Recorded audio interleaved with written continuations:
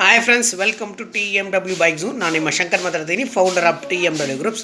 ಇವತ್ತು ಏನಪ್ಪ ವಿಷಯ ಅಂದರೆ ಹೇಳ್ಬೇಕಂದ್ರೆ, ಇವತ್ತು ಫ್ರಂಟ್ ಫೋರ್ಕ್ ಹೋಂಡಾ ಶೈನ್ BS6 ಹೋಂಡಾ ಶೈನ್ದು 4 ಕಾಯಿಲ್ಸಲ್ಲಿ ಯಾವ ಥರ ರಿಪ್ಲೇಸ್ ಮಾಡೋದು, 4 ಕಾಯಿಲ್ ಎಷ್ಟು ಹಾಕೋದು, ಮತ್ತು 4 ಕಾಯಿಲ್ಸಲ್ಲಿ ಹಾಕ್ಬೇಕಾದ್ರೆ ನಾವು ಏನೇನು ಅಬ್ಸರ್ವೇಷನ್ ಮಾಡಬೇಕು, ಯಾವ ಥರ ಅಸೆಂಬ್ಲಿಂಗ್ ಮಾಡಬೇಕು ಅನ್ನೋ ಈ ವಿಡಿಯೋದಲ್ಲಿ ಹೇಳ್ತೀನಿ.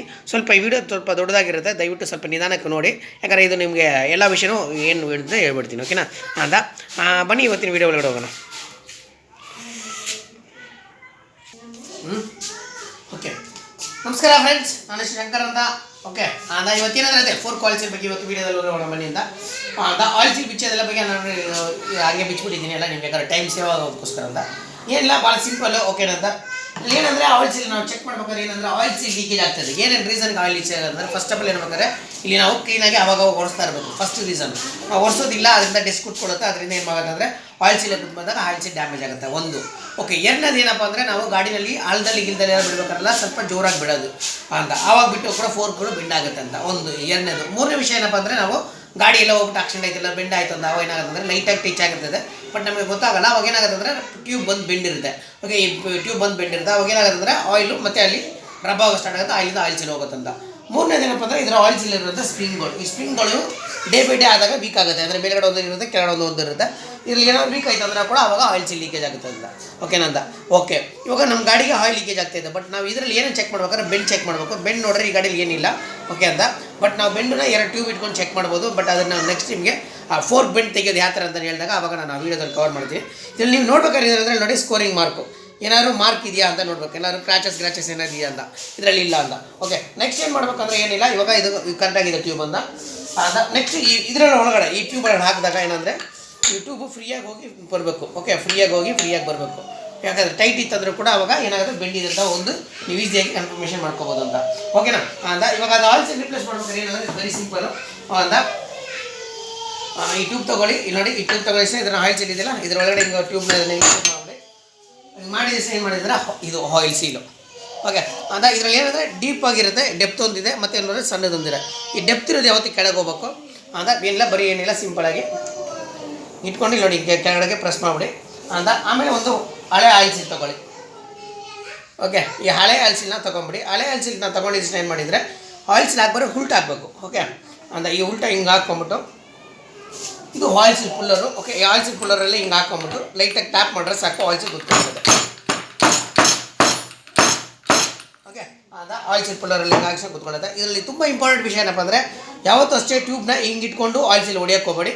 ಫುಲ್ಲಾಗಿ ಟ್ಯೂಬ್ ಕೆಳಗಡೆ ಹೋಗಿದ್ಮೇಲೆ ಆಮೇಲೆ ಆಯಿಲ್ ಸೀಲ್ ಹೊಡಿ. ಯಾಕಂದರೆ ಒಂದು ವೇಳೆ ನಾವು ಇಲ್ಲಿ ಮಾಡಿದಾಗ ಏನೋ ಡ್ಯಾಮೇಜ್ ಇದ್ದರೆ ಇಲ್ಲಿ ಆಯಿಲ್ ಸೀಲು ಟ್ಯೂಬ್ ಡ್ಯಾಮೇಜ್ ಆಗುತ್ತೆ, ಆವಾಗ ನಿಮ್ಗೆ ಆಯಿಲ್ ಲೀಕೇಜ್ ಬಂದುಬಿಡುತ್ತೆ. ಓಕೆನಾ ಅಂತ. ಯಾಕಂದರೆ ಈ ಸರ್ಫೇಸಲ್ಲಿ ಇದ್ದರೆ ಡ್ಯಾಮೇಜ್ ಇದ್ದರೆ ಮಾತ್ರ ಲೀಕೇಜ್ ಬರುತ್ತೆ. ಇಲ್ಲಿಂದ ನಿಮ್ಮ ಮೇಲೆ ಏನೇ ಆದರೂ ಕೂಡ ನಿಮಗೆ ಪ್ರಾಬ್ಲಮ್ ಏನಿಲ್ಲ. ಓಕೆನಾ ಅಂತ. ಇವಾಗ ನೋಡಿ, ಇದ್ರೊಳಗೆ ಇಷ್ಟೇ ಇರಬೇಕು ಅಂತ. ಓಕೆ ಅಂತ. ಇದಾಗಿ ಏನು ಮಾಡಿದರೆ ಈ ಆಯಿಲ್ ಸೀಲ್ನ ತೆಗೆದುಬಿಡಿ. ನೆಕ್ಸ್ಟ್ ಏನಪ್ಪ ಅಂದರೆ ಲಾಕ್. ಓಕೆ, ಏನಾಗಿ ಮಾಡಬೇಕು, ನೆಕ್ಸ್ಟ್ ಇದು ಲಾಕ್ ಇದೆಲ್ಲ, ಈ ಲಾಕ್ನ ಕೊಂಡಿಸ್ಬಿಡಿ ಇದ್ರೊಳಗಡೆ.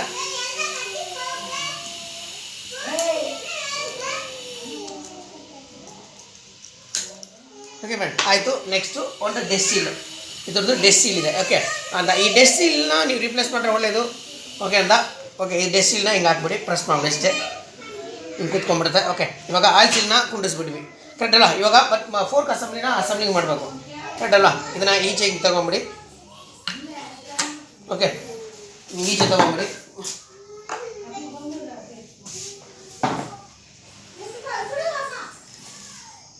ಇದೇ ಪಿಸ್ಟನ್. ಓಕೆ, ಈ ಪಿಸ್ಟನ್ ಒಳಗಡೆ ಏನಿರುತ್ತೆ ಅಂದರೆ ಒಂದು ಸ್ಪ್ರಿಂಗ್ ಇರುತ್ತೆ. ಕರೆಕ್ಟಾ? ಈ ಪಿಸ್ಟನ್ ಒಳಗಡೆ ಸ್ಪ್ರಿಂಗ್ ಇರುತ್ತೆ ಅಂತ. ಇದನ್ನು ಏನು ಮಾಡ್ಬೇಕಾದ್ರೆ ಇದರೊಳಗಡೆ ನೀವು ಇನ್ಸ್ಟಾಲ್ ಮಾಡಬೇಕು, ಹಿಂಗೆ ಹಾಕ್ಬೇಕು. ಓಕೆ ಅಂತ.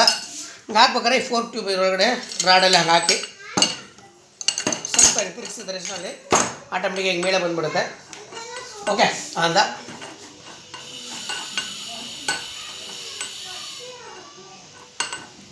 ಇದನ್ನು ಸ್ಟಾಪರ್ ಇದು. ಓಕೆ, ಇದ್ರ ಮೇಲೆ ಹಿಂಗೆ ಹಾಕ್ಬಿಡಿ. ಓಕೆ ಅಂತ.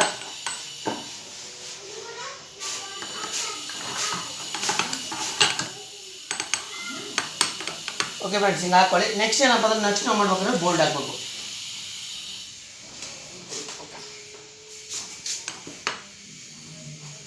ಈ ಬೋಲ್ಡಲ್ಲಿ ಈ ವಾಷರ್ ಇರಬೇಕು, ಮೇನ್ ಇಂಪಾರ್ಟೆಂಟ್. ಈ ಕಾಪರ್ ವಾಷರ್ ಇರುತ್ತೆ. ಕಾಪರ್ ವಾಷರ್ ಕೆಲವು ಗಾಡಿಯಲ್ಲಿ ಇರುತ್ತೆ, ಕೆಲವು ಗಾಡಿಯಲ್ಲಿ ಅಲ್ಯೂಮಿನಿಯಂ ವಾಷರ್ ಇರುತ್ತೆ.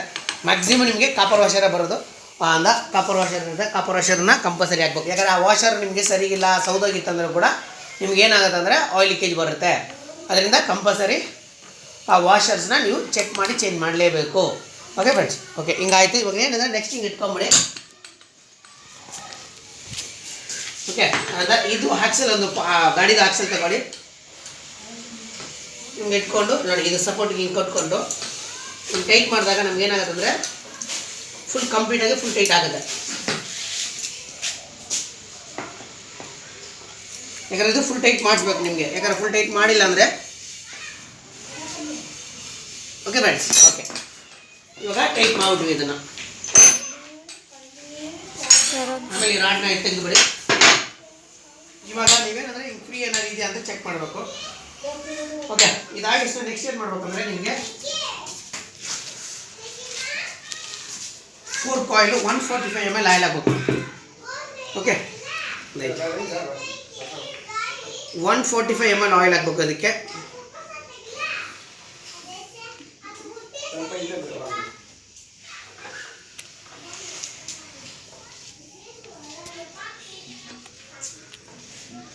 ಆಯಿಲ್ ಹಾಕಿದಷ್ಟೇ ಏನು ಮಾಡಬೇಕಂದ್ರೆ ನೀವು ಈ ಟ್ಯೂಬ್ನ ಮತ್ತೆ ಹಿಂಗೆ ಮೇಲೆ ಕೆಳಗೆ ಮಾಡಬೇಕಾಗತ್ತೆ. ಓಕೆ, ಅಂತ ಹಿಂಗೊಂದು 5 ರಿಂದ 10 ಸತಿವರೆಗೂ ಈ ಥರ ಮಾಡಿ. ಓಕೆ, ಅವಾಗ ಏನಾಗುತ್ತೆ ಅಂದರೆ ಇದರೊಳಗೆ ಏರಿಗೇರಿ ಏನಾದ್ರು ಇತ್ತಂದ್ರೂ ಕೂಡ ನಿಮಗೆ ಈಚೆ ಬಂದುಬಿಡುತ್ತೆ. ಓಕೆ ಅಂತ. ಓಕೆ, ನೆಕ್ಸ್ಟ್ ಏನು ಮಾಡ್ಬೇಕಾದ್ರೆ ಈ ಸ್ಪ್ರಿಂಗು. ಈ ಸ್ಪ್ರಿಂಗಲ್ಲಿ ನಿಮಗೆ ದೊಡ್ಡ ಸೈಜ್ ಇರುತ್ತೆ, ಚಿಕ್ಕದು ಇರುತ್ತೆ. ಯಾವತ್ತು ಈ ಚಿಕ್ಕದು ಕೆಳಗಡೆ ಹೋಗಬೇಕು. ಓಕೆ ಅಂತ.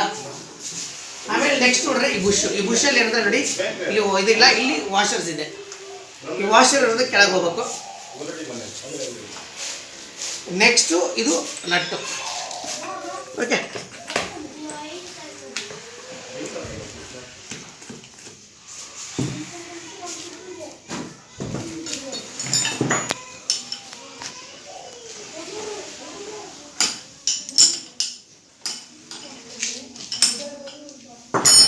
ಓಕೆ ಇಷ್ಟ ಆಯ್ತು. ಇವಾಗ ಇದರಲ್ಲಿ ಇನ್ನೊಂದು ಇಂಪಾರ್ಟೆಂಟ್ ವಿಷಯ ಏನಪ್ಪ ಅಂದರೆ, ನಾನು ಹಿಂಗೆ ಪ್ರೆಸ್ ಮಾಡಿಬಿಟ್ಟು ಒಂದು 5-10 ಸತಿ ಪ್ರೆಸ್ ಮಾಡಿ ಮತ್ತೆ ಒಂದು ಸತಿ ಲೂಸ್ ಮಾಡಿ, ಒಮ್ಮೆ ಲೂಸ್ ಮಾಡಿ ಮತ್ತೆ ಟೈಟ್ ಮಾಡಬೇಕು. ಯಾಕಂದರೆ ಅದರೊಳಗೆ ಏರ್ ಇದ್ರೂ ಕೂಡ ಏರು ಈಚೆ ಬಂದುಬಿಡುತ್ತೆ ಅಂತ.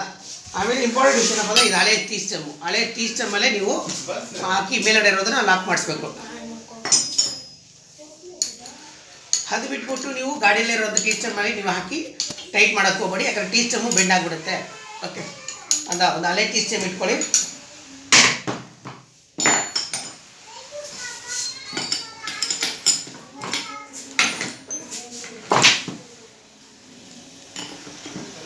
ಓಕೆ, ಇಷ್ಟೇ ಬೇಡ. ಓಕೆ, ಇವಾಗ 4 ಕೋರಲ್ಲಿ ಎಷ್ಟು ಮಾಡೋದು ಅಂತ ಗೊತ್ತಾಯ್ತು. ಇವಾಗ ಇದರಲ್ಲಿ ನಿಮ್ಗೆ ಆಯಿಲ್ ಎಷ್ಟು ಹಾಕ್ಬೇಕಾದ್ರೆ 145 ml ಆಯಿಲ್ ಹಾಕಬೇಕು. ಪ್ಲಸ್ ಇದರಲ್ಲಿ ಚೆಕ್ ಮಾಡ್ಬೇಕಾದ್ರೆ ಬೆಂಡ್ ಇದೆಯಾ ಇಲ್ಲಾಂದರೆ ಸ್ಕೋರಿಂಗ್ ಮಾರ್ಕ್ ಏನಾದ್ರು ಇದೆಯಾ ಅಂತ ಚೆಕ್ ಮಾಡಬೇಕು. ಓಕೆ ಫ್ರೆಂಡ್ಸ್, ಧನ್ಯವಾದಗಳು. ಮತ್ತೆ ಒಂದು ಒಳ್ಳೆ ವಿಡಿಯೋದಲ್ಲಿ ನಾನು ನಿಮ್ಮನ್ನು ಭೇಟಿ ಮಾಡ್ತೀನಿ.